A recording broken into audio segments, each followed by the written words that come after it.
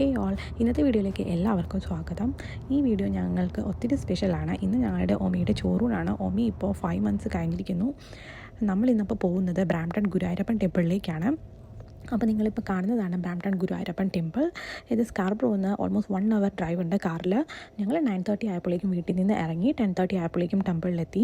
ആദ്യം തന്നെ പോയത് താഴത്തെ ഫ്ലോറിലേക്കാണ്. അവിടെ ആണ് സ്റ്റോറേജ് വാഷ്റൂമൊക്കെ ഉള്ളത്. ഞങ്ങൾ ബാഗൊക്കെ വെച്ചു. എന്നിട്ട് ഒമിയെ ചോറൂണിന് വേണ്ടി റെഡിയാക്കി മുണ്ടൊക്കെ ഉടുപ്പിച്ചിട്ട് മുകളിലത്തെ ഫ്ലോറിലേക്ക് വന്നു.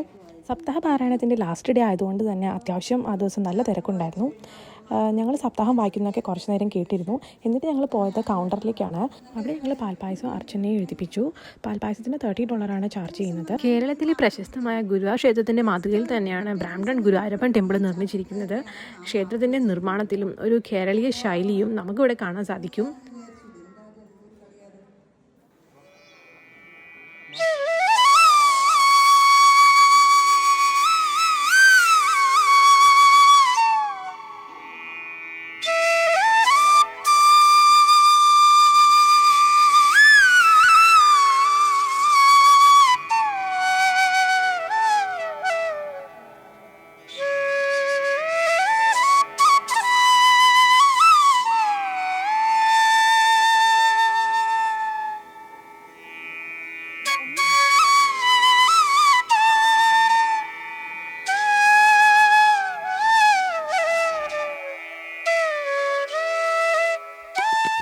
സപ്താഹ പാരായണം എല്ലാം കഴിഞ്ഞു. ഇനിയിപ്പോൾ ചോറൂണിൻ്റെ സമയമാണ്. അവിടെ ചെന്നപ്പോഴാണ് ഞങ്ങൾ അറിയുന്നത് വേറെ 2 കുട്ടികളും സെയിം ഡേ ചോറൂണിനുണ്ടായിരുന്നു. അവരുടെ ഒഫീഷ്യൽ വെബ്സൈറ്റായ guruvayoor.ca വഴി നമുക്ക് ചോറൂണിന് ബുക്ക് ചെയ്യാവുന്നതാണ്. പക്ഷേ ഞങ്ങൾ അതിന് മുമ്പ് തന്നെ അവരെ വിളിച്ച് ചോറൂണിന് പറ്റിയൊരു നല്ല സമയം തിരക്കിയിരുന്നു.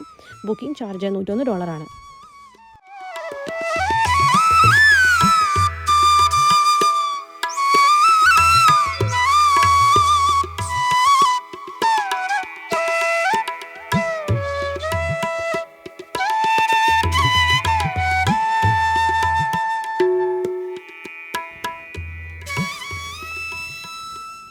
$12:30 ആയപ്പോഴേക്കും ചോറൂണെല്ലാം കഴിഞ്ഞു. പ്രസാദം വാങ്ങി ഞങ്ങൾ പുറത്തേക്ക് ഇറങ്ങി.